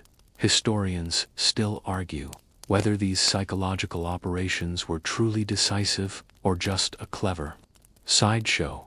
Did they actually alter German strategy? Did they simply add another layer of confusion to an already chaotic battlefield? Either way, the effect was real. German forces often hesitated, redeployed, or overreacted, giving the Allies precious breathing room. As you crouch behind a tree, you see two soldiers quietly setting up decoy campfires. They light them, let them burn for a while, then snuff them out and move the ashes to another spot, as if troops are constantly rotating in and out. It's a strange ritual, like tending to ghosts. One of the soldiers whispers, if they think we're everywhere, they'll end up nowhere. The German response is almost immediate. In the distance, you hear the low rumble of enemy artillery repositioning, as if they're bracing for an attack that will never come. A few scattered flares arc into the sky, casting brief, eerie light through the forest. The Ghost Army soldiers freeze for a moment, then resume their quiet work. They're not here to fight, they're here to make the enemy fight themselves. Later, by a small lantern, you watch as a soldier writes fake unit reports. His pen scratches deliberately across the paper. Division strength, 12,000. Armored vehicles, 150. Prepared for offensive on Sector D within 48 hours. These reports will be accidentally left where German patrols can find them. A little piece of theater left in plain sight. You can almost feel the Germans growing unease in the darkness. By now, they've seen too many false buildups, too many conflicting clues. The lines between real and fake blur until every shadow might hide an army. The ghost army feeds that uncertainty like oxygen to a flame. There's humor in the absurdity, as always. A soldier lounging by a fake fuel dump mutters, "I signed up for the army, but I think I joined a circus instead." Another replies, "Hey, at least our elephants are inflatable." The laugh is soft, careful, but it cuts the tension for a moment. Then a more somber note hits. One of the older men sighs and says quietly, "Somewhere out there, real kids are dying right now. If we can keep even a handful alive by playing this game, it's worth it." His voice trails off into the hum of the forest, and no one answers. As the night deepens, the forest becomes a stage. Every sound, every flicker of light, every faint radio crackle is intentional. The Germans will report hearing troops in the trees. They'll see the glow of distant fires. They'll read captured papers warning of an imminent offensive. And they'll move pulling back here, reinforcing there, never realizing they're chasing phantoms. You climb a small ridge to get a better view. From above, the clearing looks alive. Campfires smolder. Trucks seem parked in neat rows. Soldiers move purposefully between tents. But you know it's all fragile. One close-up inspection would reveal the truth in an instant. The entire operation hangs on distance, on the enemy's fear of what might be real. When dawn finally breaks, the ghost army packs up quickly. They deflate tanks, gather props, erase tracks, and vanish like smoke. By midday, there's almost no trace they were ever there, just a few flattened patches of grass and some carefully planted clues left for the Germans to find. And somewhere behind enemy lines, commanders will be staring at reports of Allied divisions massing in this forest. They'll order reinforcements, waste fuel, and lose time. Meanwhile, the real Allied attack will unfold elsewhere, with fewer guns waiting to meet it. Before you leave the forest, you catch one last glimpse of a soldier quietly erasing footprints with a branch. He moves slowly, meticulously, until the ground looks untouched. Then he steps back, looks at his work, and simply nods. You realize this is the essence of the ghost army, creating something powerful enough to be believed, then leaving nothing behind but doubt.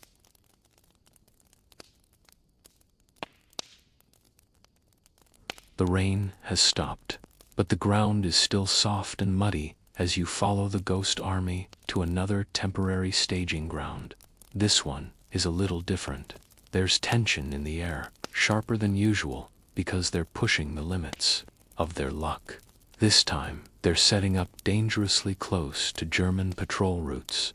One wrong move, one unlucky scout wandering to Furin, the whole ruse could collapse in a heartbeat. Here's the mainstream fact anchoring you. Not every ghost army operation went smoothly. There were moments when their fragile illusions nearly unraveled, when a misplaced prop, a sudden storm, or a curious enemy almost exposed the entire deception. Despite their cleverness, the margin for error was paper-thin. You arrive just as a small team is inflating tanks in a field. The process is always slightly comical. Men with air pumps, crouched over massive rubber shells, pulling ropes and smoothing out wrinkles. But today, it feels tense. The wind is picking up, making the lightweight tanks sway unnaturally. And here's the quirky tidbit that makes you smirk despite the tension. Sometimes the inflatables would pop unexpectedly, a single sharp rock or a nail from a ruined farmhouse, and PHHHHTTTE. A tank would deflate like a sad party balloon. During one operation, a curious French goat chewed on an air hose, deflating half a row of trucks. The soldiers had to scramble to reinflate them before any German reconnaissance flights passed overhead. As you watch, a soldier spots movement at the tree line. Everyone freezes. Is it a German scout? A local villager? Minutes stretch painfully long. Then it turns out to be a deer bounding across the field. The men let out shaky laughs, but the fear lingers. They know how thin their disguise really is. Historians still argue how many times the ghost army almost got caught. There are reports of German patrols wandering within a few hundred yards of their fake camps, only to turn back without realizing. Other times, Allied Unisrael soldiers nearly stumbled onto their setups and had to be discreetly redirected before they ruined the illusion. It was like juggling knives blindfolded. You notice two soldiers struggling to secure an inflatable tank that keeps sagging awkwardly. It won't hold its shape, and they're running out of time.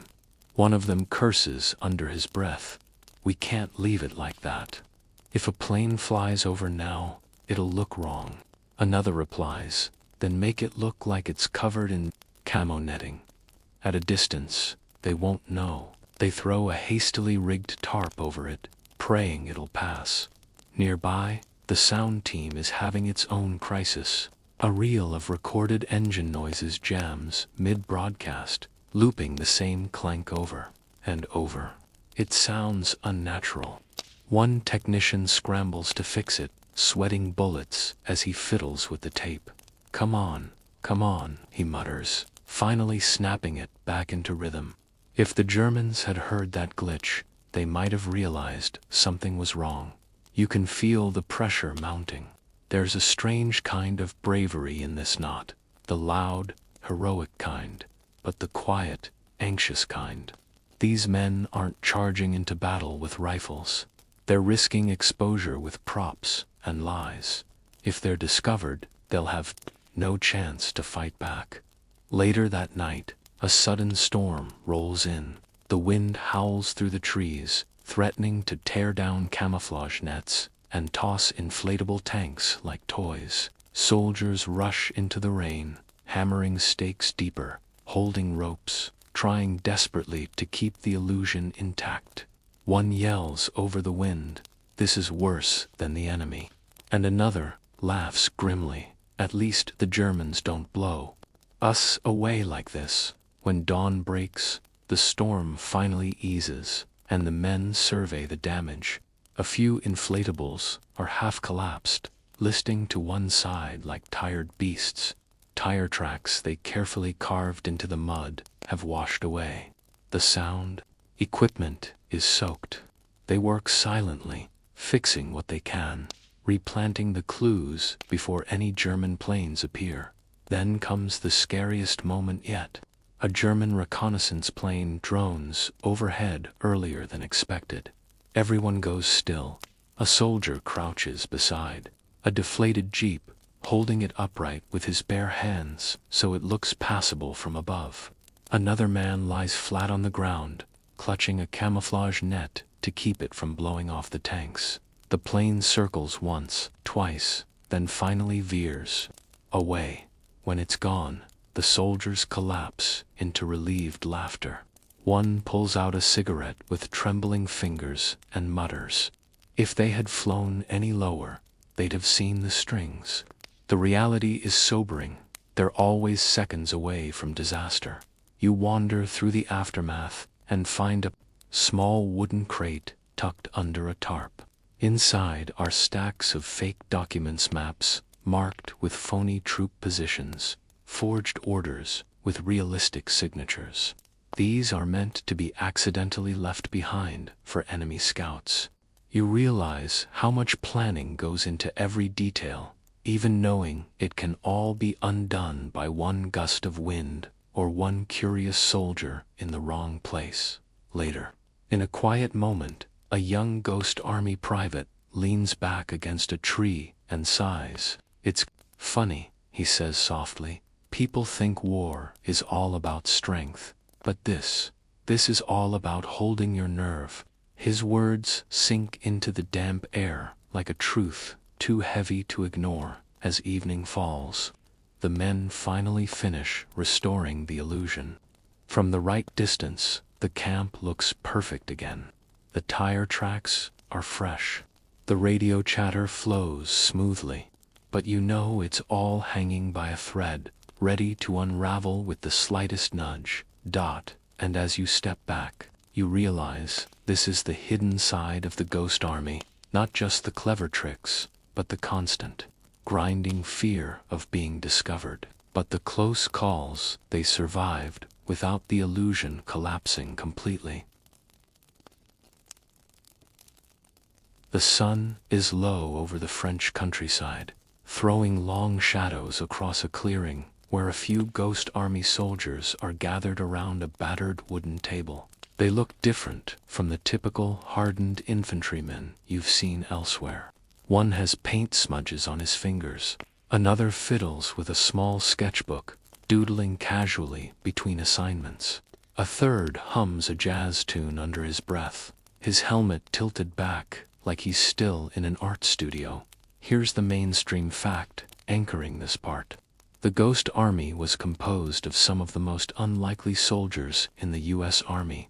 Many were recruited straight out of art schools, design studios, and even Broadway stage crews. These were painters, set designers, sound engineers, radio operators, and other creative minds pressed into military service not for combat, but for their imagination. You sit with them as they talk about who they were before the war. One soldier mentions he used to paint murals in Manhattan. Another designed window displays for department stores. A third grins and says he built theatrical sets in Chicago. "I used to make castles out of cardboard," he laughs. "Now I make tanks out of rubber." The irony isn't lost on anyone. And here's the quirky tidbit that makes you smile. Some Ghost Army recruits were so artistic that they treated their military assignments like living sculptures. One famously insisted on painting weathering, effects on inflatable tanks, fake rust, dirt streaks, and shadows just in case a German scout plane flew low enough to notice. Another soldier made fake tire tracks look more authentic by lightly dusting them with crushed chalk for a dry mud effect. You realize these men aren't just soldiers, they're performers. They think like artists, crafting scenes with meticulous care. A fake supply dump isn't just a pile of props, it's a composition. A radio transmission isn't just noise, it's dialogue in a larger play. Historians still argue whether it was sheer coincidence or brilliant foresight that put so many creative types into one unit. Some say the Army deliberately sought out men with unconventional thinking for the Ghost Army. Others believe it was just luck that a bunch of art students ended up shaping one of the most unique tactics of the war. You follow a group into a nearby barn they've turned into a workshop. It looks more like an artist's studio than a military site. Canvas, brushes, and bits of fabric are scattered across makeshift tables. One man is carefully sketching out camouflage patterns for the next inflatable tank. Another is hand-painting division insignias onto a batch of fake uniforms. In the corner, a former Broadway set designer is constructing a wooden silhouette of a half-track vehicle. He steps back, squints at it like a critic, and nods. "It doesn't have to be perfect. Up close," he explains, "just believable from 50 yards away." There's a quiet pride in his voice. He knows the value of his craft, even here in the mud and danger of war. Later, around a campfire, the conversation turns wistful. One soldier reminisces about nights in New York jazz clubs. Another remembers, sketching in Paris before the war. They laugh softly at how strange it is to be back in Europe, but this time carrying paint and radios instead of portfolios. One man murmurs, "We're fighting with the only thing we know art." They joke. Two, of course. One young artist grins and says, "When this is over, I'm opening the weirdest gallery in New York." First piece. A deflated Sherman tank on a pedestal. The others laugh, picturing the absurdity. It's a coping mechanism, but it keeps them sane. What strikes you most is how different their energy feels. They're not hardened killers or glory seekers. They're problem solvers, improvisers, thinkers. For them, the battlefield is a blank canvas, and every operation is just another piece of performance art except the audience doesn't know. It's a play, and the critics carry guns. You watch one soldier quietly sketching the camp scene by lantern light. He draws the inflatable tanks, the camo nets, even the faint glow of a sound truck. Then, with a few quick strokes, he adds tiny German soldiers peering from a hill in the distance. It's a strange, haunting image, an artist capturing the very deception he's helping to create. Historians would later note how many Ghost Army veterans went on to have extraordinary post-war careers. Some became famous painters. Others became architects or industrial designers. A few even returned to theater and film, shaping pop culture in ways no one expected. This wartime unit, hidden in the shadows, quietly seeded the art world of the late 20th century. As the night deepens, you realize the Ghost Army's true strength wasn't just in their props or plans, it was in the minds of the men who could see the battlefield differently. They weren't constrained by traditional military thinking. Where others saw tanks and troops, they saw patterns, shapes, illusions waiting to be built. Before you leave, you watch one last scene, a soldier, carefully folding a piece of fabric painted to look like a camouflage tarp. He handles it the way someone might fold a delicate painting, not a military prop. He looks up and smiles faintly. "Funny thing," he says softly, "this might save more lives than any real gun I could carry." And as you step out into the cool night, you can't help but feel that you've just witnessed the beating heart of the Ghost Army, not soldiers, but artists who turned creativity into a weapon. You wake to the soft rattle of distant gunfire and the low hum of trucks on a back road. The Ghost Army is moving again, slipping through the French countryside like a traveling circus that leaves no footprints. Today's mission feels heavier than usual. The men are whispering among themselves, voices hushed but urgent. You catch fragments of their talk about the real infantry advancing on another front, about rumors of heavy German reinforcements on the way. The stakes are higher now. Here's the mainstream fact anchoring this moment. The Ghost Army's deceptions were often credited with saving thousands of Allied lives by drawing enemy forces away from the actual battles, by convincing the Germans that entire divisions were massing in one area. They prevented real units from being overwhelmed. Some historians believe their operations shortened engagements and even helped avoid catastrophic losses during key offensives. You follow the soldiers as they set up near a small crossroads.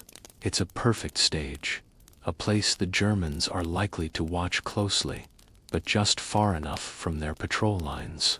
The plan is to make it look like a major armored division is preparing to strike here. If it works, the enemy will divert valuable panzer units away from the real assault brewing elsewhere. And here's the quirky tidbit that makes you shake your head. To make the deception seem more authentic, Ghost Army soldiers sometimes staged fake, casual encounters. They'd wander into local taverns or markets, wearing the insignia of specific divisions, chatting just loudly enough for supposed collaborators to overhear their plans. One veteran even confessed he ordered extra wine and left a big tip. So the gossip would spread faster. You crouch behind a hedge as the soldiers work their magic. Inflatable Shermans are rolled out and staked down in neat rows. Sound trucks are hidden behind haystacks, ready to blast the noise of engines, tank treads, and shouted commands. A small team lays down fresh tire tracks with wooden molds, looping them around corners to mimic convoy movements. From above or even from a distance it will look like hundreds of vehicles just passed through. Then the psychological warfare begins in earnest. Radios crackle with staged orders. Loudspeakers emit the faint sounds of a hidden camp beyond the trees. Mess halls clanging, hammers striking metal, men laughing tiredly. It's haunting how real it feels. If you didn't know it was fake, you'd swear there were thousands of soldiers camped here. Historians still argue how much credit the Ghost Army deserves for reducing casualties.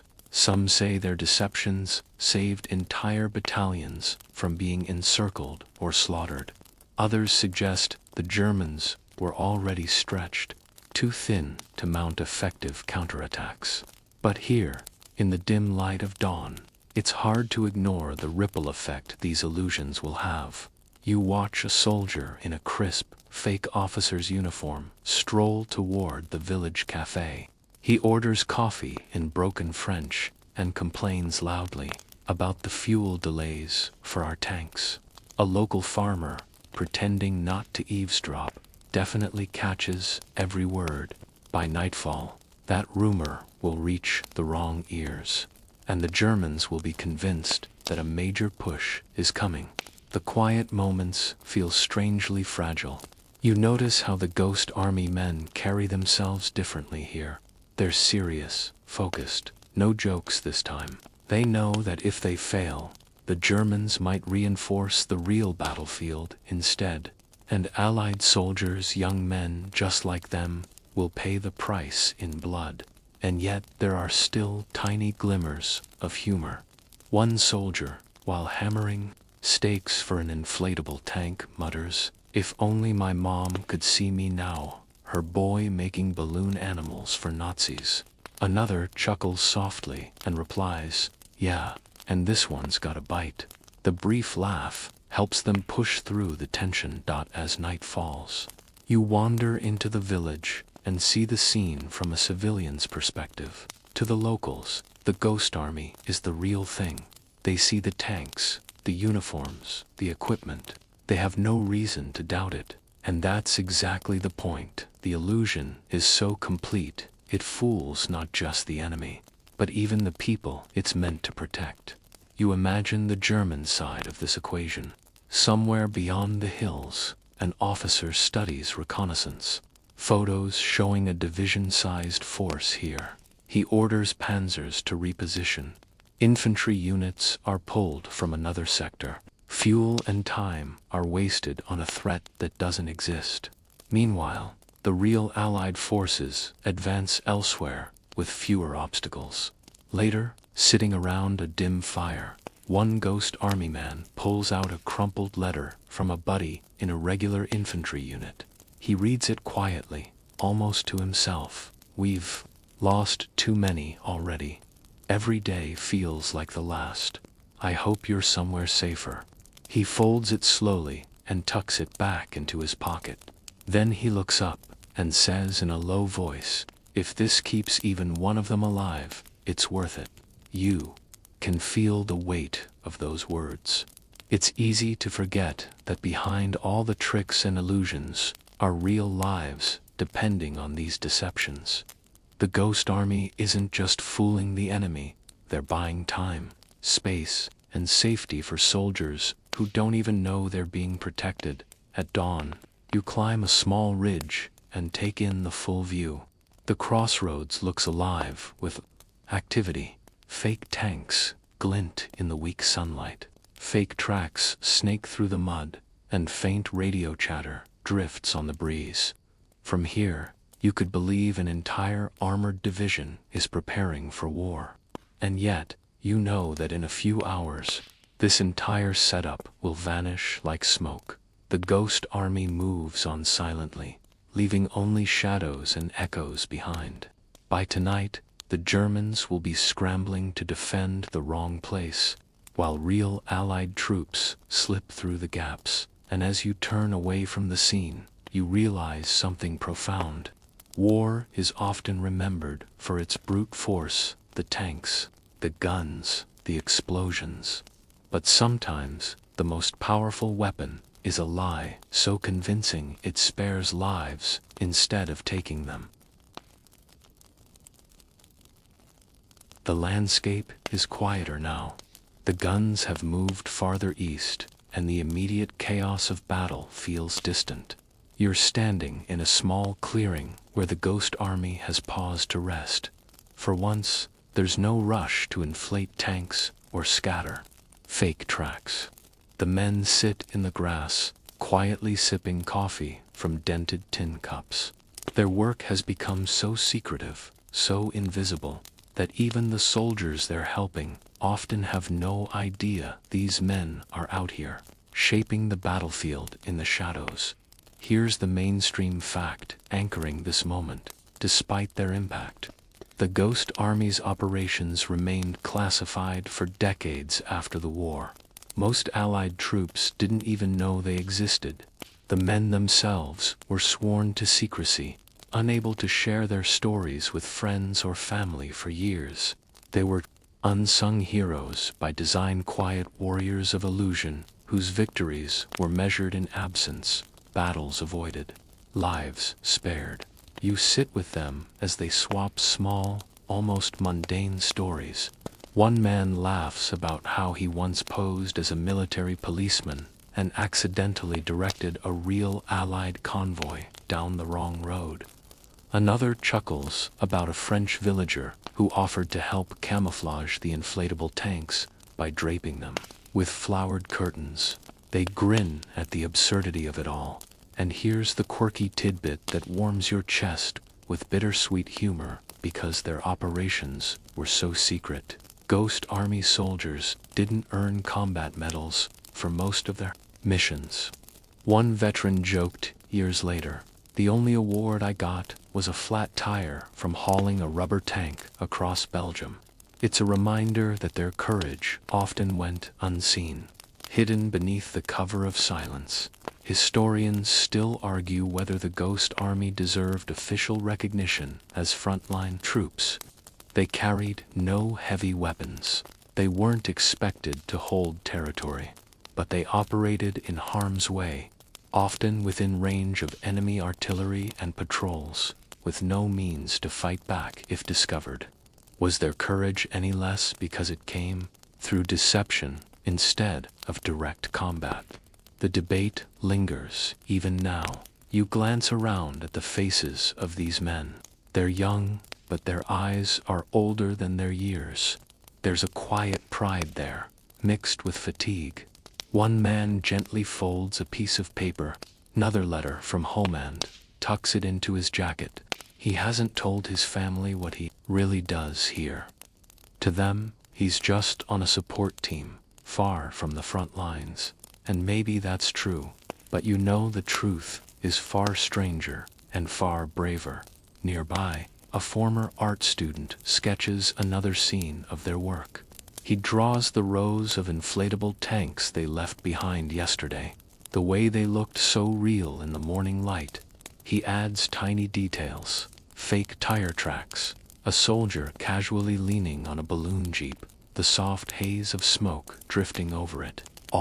It's like capturing a fleeting magic trick on paper before it disappears forever. One of the older men pulls out a harmonica and plays a slow, melancholy tune. The sound drifts into the quiet clearing like a soft memory.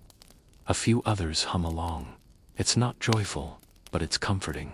For a moment, it feels like they're back in a studio, or a cafe, or a life untouched by war.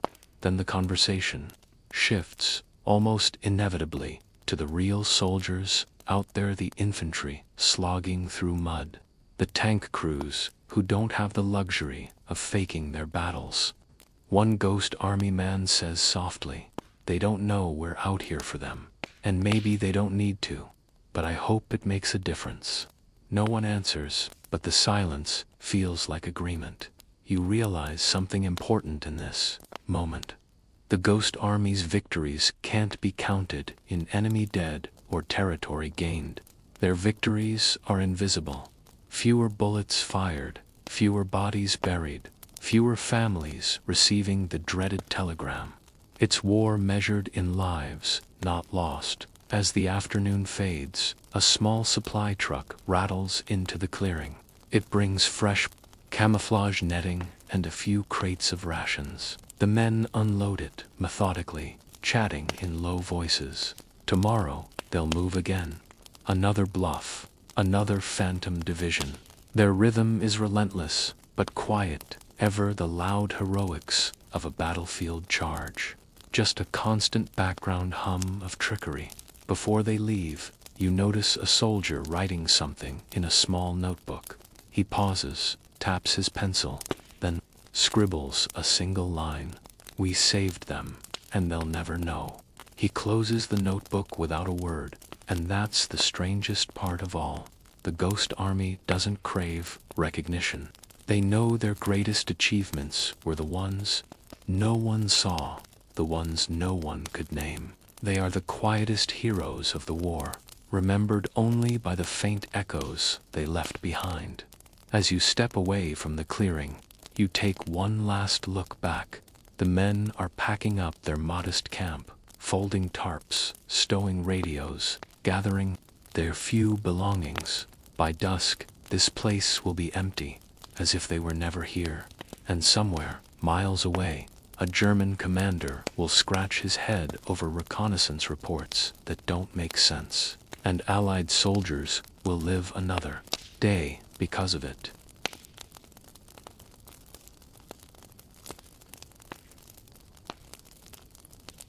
You step into a quieter stretch of woods, where the Ghost Army is once again preparing an illusion. But this time, there's a weight in the air that feels different, not just secrecy, but something heavier, something moral. The men aren't just thinking about the mechanics of their tricks anymore. They're thinking about what it means to fight a war with lies instead of bullets. Here's the mainstream fact grounding this moment. The Ghost Army's entire mission was deception. They were trained to manipulate the enemy's perception, to create falsehoods that would cost the Germans time and resources. It wasn't brute force. It was pure cunning. But with every trick they pulled, they stepped into a gray zone, winning not by open combat, but by bending reality itself. You find a small group sitting around a field table, quietly debating over coffee. One soldier mutters, "Is it really war if you're not actually fighting?" Another responds, "Tell that to the guys who didn't die because the Germans chased our balloons instead of them." There's a long silence after that, broken only by the sound of distant artillery. And here's the quirky tidbit that makes you tilt your head. The Ghost Army sometimes joked about printing business cards that said "professional liars." One even drew a cartoon logo of a rubber tank with a top hat and cane, calling it the greatest show on earth. They laughed, but beneath the humor, there was an uneasy truth. They were winning battles with theater, and theater isn't supposed to kill or save anyone. Historians still argue about the ethics of psychological warfare. Was it noble to save lives with trickery, or did it cheapen the honor of combat? Some say the Ghost Army's work was the most humane way to fight confusing the enemy instead of destroying them. Others argue it was still manipulation, still war, just in a subtler costume. You walk alongside the men as they set up their latest deception. This one involves creating the illusion of a massive fuel depot hidden in the woods. They arrange fake barrels, set up dummy pipelines, and even build wooden frames to look like storage tanks under camouflage netting. From the sky, it'll look like a critical supply line. German bombers will waste fuel and ammunition attacking it, while the real depots remain untouched. One soldier pauses while painting a fake pipeline and says softly, "You know, every time we trick them, we're also tricking the villagers who see this and think it's real." "I don't like lying to people who trust us," another replies. "If it keeps their homes from being shelled tomorrow, I think they'll forgive us." The deception starts as the sun dips below the trees. Loudspeakers hum to life with the sound of trucks delivering fuel. Radios crackle with fake chatter about guarding essential supplies. The Germans will hear it. They'll send planes or artillery, and they'll hit nothing but empty barrels and wooden props. But there's a haunting layer to it. You realize that even in saving lives, the ghost army is still manipulating fear. Somewhere beyond the trees, German soldiers will go to bed tonight, believing they've discovered a key target, planning an attack that's already doomed to be pointless. They'll waste precious resources, yes, but they'll also be pawns in a game they don't know they're playing. Later, as darkness falls, the men gather by a small lantern. One pulls out a folded newspaper clipping he's kept tucked in his jacket. It's a story from home about a regular infantry division fighting in brutal conditions. He stares at it for a long time before saying quietly, "They'll never know. We were the reason the Germans weren't waiting for them that day." Another soldier speaks up, almost defensively. "We're doing what we can. We're not killers, but we're still saving them." His voice is steady, but you can hear the weight in it. They know they're fighting a different kind of war, one that won't earn medals or headlines. You sit with them for a while, listening to the soft hum of the sound trucks broadcasting in the distance. The deception is working even as they rest. Somewhere, a German officer is already planning to strike an empty ghost depot, and somewhere else, real Allied convoys will move safely because of it. Then, a moment of levity. One soldier pulls out a piece of chalk and starts sketching a caricature on the side of a fake fuel barrel. A cartoon German soldier chasing his own tail. The others laugh softly.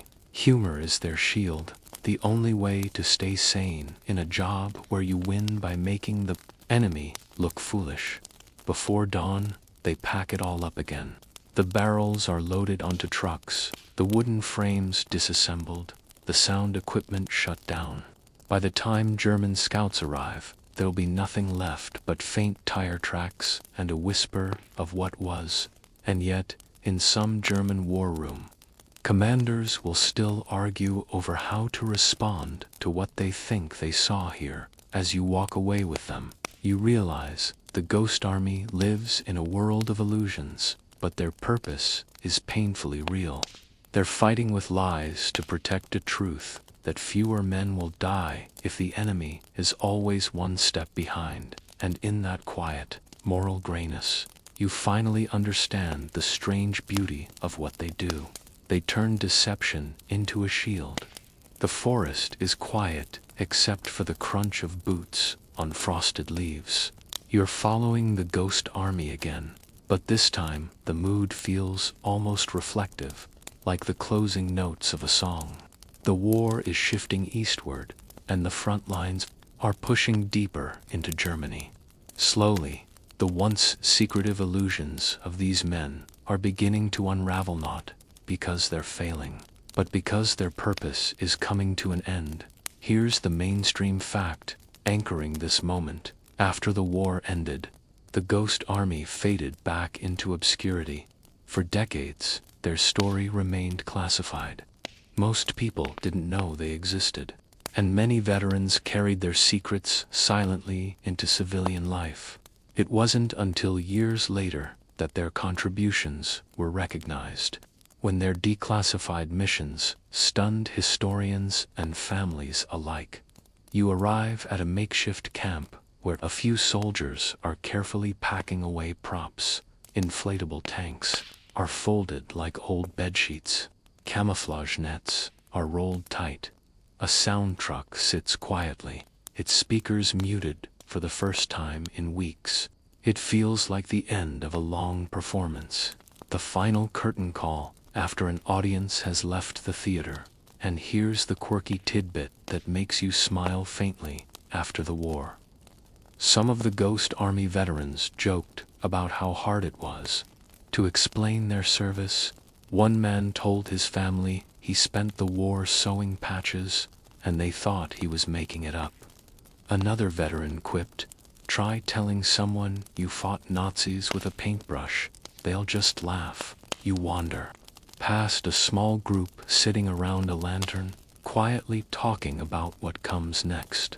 One says he's going back to art school. Another wants to return to New York to design for theater. A third just shrugs. "I think I'll just disappear like we always do." The words feel heavier than they sound. Historians still argue why it took so long for the Ghost Army to be acknowledged. Was it because their missions were too classified, too strange to fit into the usual narrative of war? Or because deception is harder to celebrate than valor on a battlefield? Medals are given for visible heroism, but how do you honor someone for making sure a battle never happened? You see a soldier carefully tucking away a stack of fake division insignias into a crate.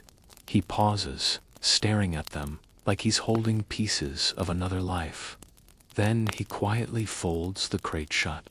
Another man is sketching one last quick drawing of the camp, the props, the faces of his fellow soldiers lit by soft firelight. He signs it with a single initial, then slips it into his pack. There's a kind of peace in the air now, but also a lingering melancholy. They've won in their own way. The Germans fell for their illusions. Lives were saved. Yet the Ghost Army knows their victories will never be written into the headlines like Normandy or the Battle of the Bulge. Later that night, you sit by the campfire as they share stories. They talk about the times they almost got caught, the crazy stunts they pulled, the near disasters averted by sheer luck. Laughter bubbles up here and there, but it's softer now, tinged with the realization that this strange chapter is ending. One soldier stares into the flames and says, "Do you think anyone will remember us?" No one answers immediately. Finally, another replies quietly, "Maybe not. But the ones who made it home because of us there, the memory." As the fire crackles, you notice they've begun leaving little mementos behind. A carved piece of wood with their unit number scratched into it, a folded drawing tucked into the crook of a tree, a single bullet casing with a small ribbon tied around it. Tiny, private memorials for a war most people never saw. In the distance, a faint German broadcast plays over a captured radio. The announcer speaks of troop movements, still scrambling to make sense of Allied operations. Even as the Ghost Army prepares to dissolve into history, their echoes are still rippling through the enemy's plans. You wander off to the edge of camp and look back one last time. The silhouettes of inflatable tanks glow faintly in the moonlight. The nets sway gently in the wind. It all feels like a dream, fragile, fleeting thing that somehow shifted the course of a brutal reality. When the morning comes, the men load the last of their gear onto trucks. The camp disappears almost instantly, leaving nothing but flattened grass and a few stray footprints. By noon, it's as if they were never there, and slowly, over the months that follow, these men return home. Some go back to their art, some take jobs that have nothing to do with the war. Most don't talk about what they did, because they can't, or because they think no one would believe them. For years, they're like living ghosts, carrying untold stories, but decades later, Someone finally uncovers the classified files. Photos of inflatable tanks, maps of fake operations, letters from soldiers who remember a strange unit that fooled the Germans. Piece by piece, the puzzle comes back together. The Ghost Army resurfaces in the public's memory like an old photograph finally developed in full, and when the world finally hears their story, people are stunned. The quietest unit of the war turns out to have one of the loudest legacies.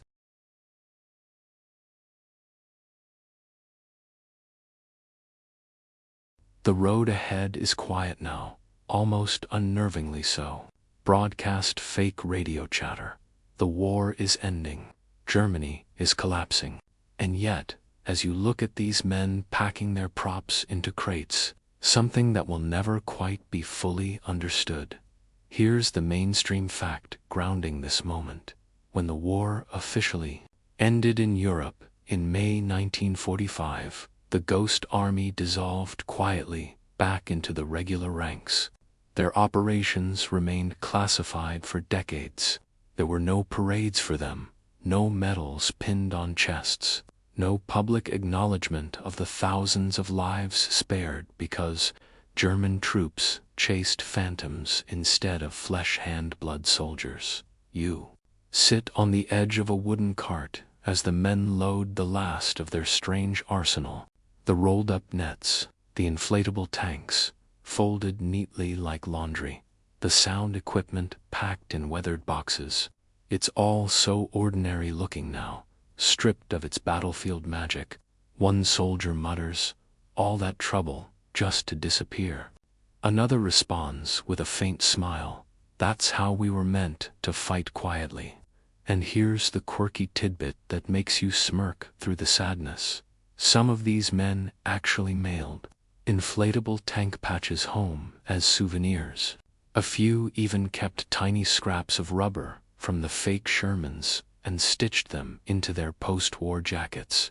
Years later, their kids would find them in drawers and wonder why Dad had a piece of an army balloon hidden away. Historians still debate how best to frame the Ghost Army's legacy. Was it a bold, innovative strategy that saved lives and helped end the war faster? The truth likely lives somewhere in between. But for the men who lived it, the answer was simple. They did what they could to save others, even if it meant living in the shadows. You walk past a small group sharing one last meal before they part ways. There's a sense of finality in there. Voices. One says he's heading back to finish his degree in painting. Another plans to work in advertising. They laugh at the normalcy of their plans. The others sit quietly, listening, lost in their own thoughts. You can almost see the weight of their memories, the near miss. As the trucks roll out, you see one last illusion in the distance. A final row of inflatable tanks, left standing in a field, as if the Ghost Army is still there. It's a fitting metaphor for the unit itself. There, many of them unknowingly. Oh, that survival to the men who carried rubber tanks and painted fake insignias. And that's okay. They didn't do it for recognition. They did it for the silence that followed when a battle never came. Decades later, the files would be opened, and the world would learn about the artists and tricksters who fought a different kind of war. Documentaries would be made, books would be written, and finally, medals and honors would trickle in, far too late for some of the men who had already passed on. Their names would finally be spoken aloud, but right now, in this moment, they're just young men climbing into trucks, heading back into ordinary lives. They wave to one another with half smiles. A few exchange small sketches or photographs as keepsakes. The Ghost Army proved that sometimes the sharpest weapon isn't a gun or a bomb, but an idea, clever, human idea that turns the enemy's fear and uncertainty against itself. They showed that even in a world torn apart by destruction, creativity could save lives. And with that, Now, and we move into the gentle wind down. Imagine yourself slowly stepping away from those muddy roads and quiet fields. The air is lighter here. The soldiers' voices fade into a distant hum, their laughter and quiet courage lingering only as warm memory. The fields grow greener. The trees stretch taller. A soft breeze carries the scent of pine and damp earth, calm and reassuring. You can almost hear birdsong, now faint, but growing stronger as the war slips further behind you. You're safe here, far from the danger and deception, far from the weight of secrets and the fear of discovery. The ghost army did their work, and now the world grows quiet again.